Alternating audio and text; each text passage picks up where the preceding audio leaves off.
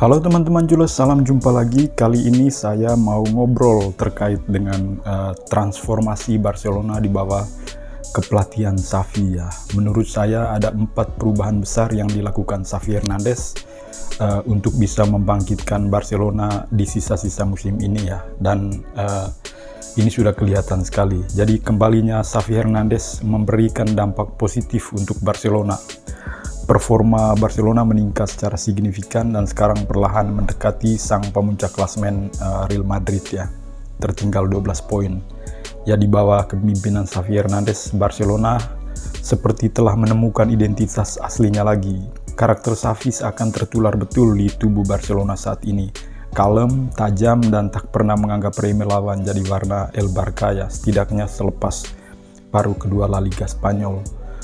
Tidak mudah bagi Xavi Hernandez merumuskan kembali ruh dan identitas Barcelona. Terlebih sudah tidak ada lagi Lionel Messi, ditambah menuanya Sergio Busquets dan beban Gerard Piqué di lini belakang tanpa keberadaan temannya seperti Charles Puyol atau si Mascherano. Xavi menanamkan kembali filosofi ke dalam budaya klub ya. Ia sadar betul bahwa waktu untuk mengembalikan Barcelona seutuhnya itu butuh waktu dan butuh revolusi total ya. Menurut kami ada beberapa perubahan sih yang dilakukan oleh Xavi di Barcelona.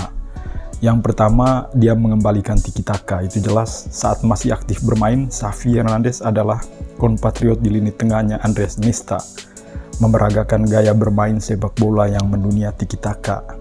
Ketika kembali sebagai pelatih, sang maestro lapangan tengah ini mencoba menularkannya lagi kepada pemain-pemainnya. Hal itu terlihat nyata ketika Barcelona berjumpa Atletico Madrid sepanjang 90 menit pertandingan. Ronald Araujo dan kawan-kawan mencatat 478 passing tepat sasaran berbanding 325 milik Atletico. Nah, yang kedua yang dilakukan Xavi adalah mengembangkan generasi baru. Sergio Busquets, Gerard Piqué, Dani Alves, dan juga Jordi Alba itu adalah pemain senior dan sudah berumur di Barcelona. Xavi sadar betul harus ada regenerasi untuk kepentingan jangka panjang klub. Target jangka pendek Xavi musim ini memang lebih penting sehingga ia merekrut sejumlah pemain jadi seperti Aubameyang dan Adama Traore. Tetapi ia sudah memiliki lusinan pemain muda potensial loh.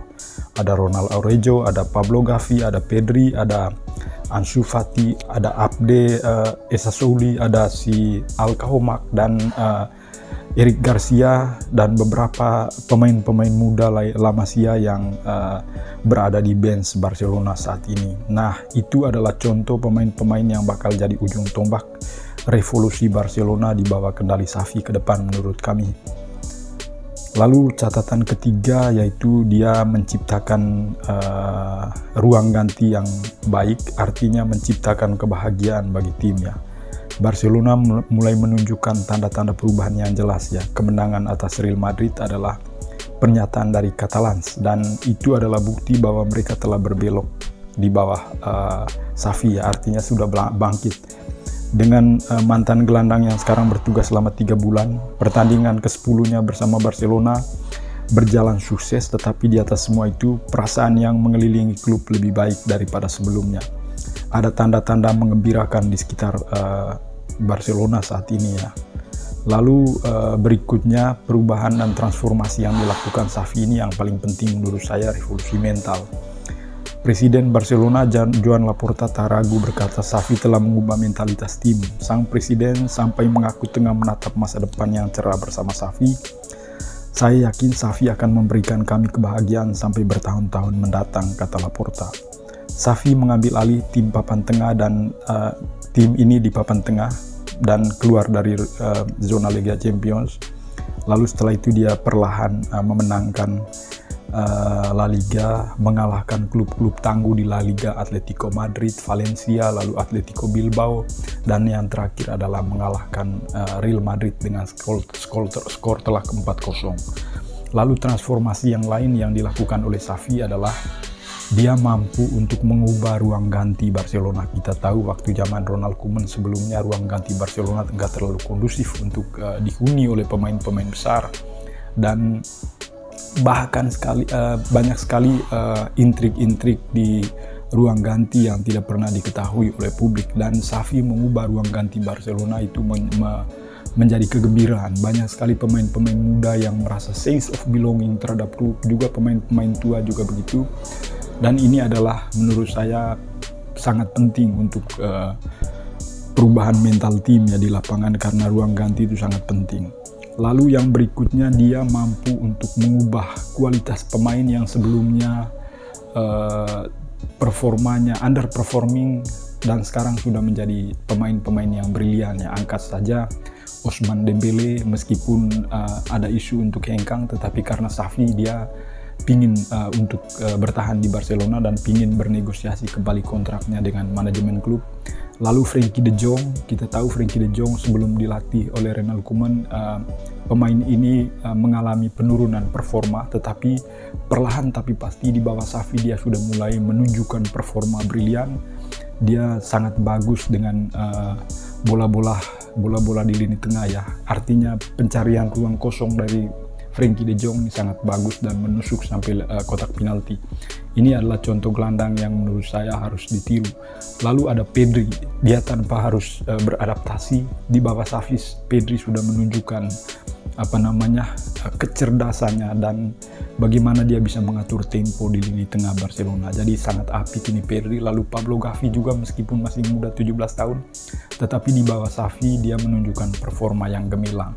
Lalu Xavi juga mengembalikan penampilan dari pemain-pemain senior seperti Jordi Alba, Sergio Busquets dan si Gerard Pique ya. Pada zaman Ronald Koeman banyak orang menduga bahwa pemain-pemain senior ini sudah habis. Ternyata di bawah Xavi mereka kembali tampil brilian dan menjadi andalan di tim Barcelona saat ini. Lalu ada Ronald Araujo di lini belakang serta Eric Garcia. Menurut saya dua-duanya punya penampilan yang sangat memukau di bawah Xavi. Terlebih Eric Garcia ini baru beberapa pertandingan terakhir dia menampilkan pemain yang terhebat ya.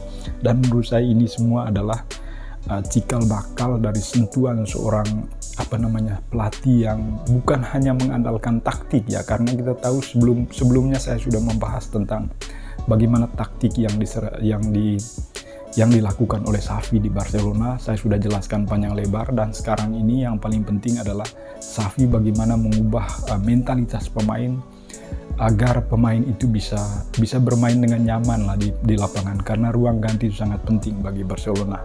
Saya kira dengan melihat potensi-potensi pemain muda Barcelona saat ini ya, kita boleh berharap bahwa Xavi ini adalah salah satu pelatih yang bisa diandalkan untuk bisa melakukan revolusi total di Barcelona, dan sekarang dia sudah melakukan proses transformasi menuju perubahan-perubahan yang berarti untuk Los Culés untuk tahun-tahun ke depan. Dan saya yakin sekali Xavi seorang legenda, dia memahami sepak bola klub, dia memahami filosofi klub, dia memahami luar dalam dari klub, dia juga memahami bagaimana fans berekspektasi terhadap klub, dan atas dasar itu di awal dia mengatakan bahwa memang yang disebut Barcelona itu tidak boleh kalah, karena kalau kalah ya sakit rasanya dan fans itu agak susah. Dan sekarang kan sudah banyak fans yang datang ke Camp Nou menyaksikan langsung pertandingan Barcelona meskipun tanpa Lionel Messi.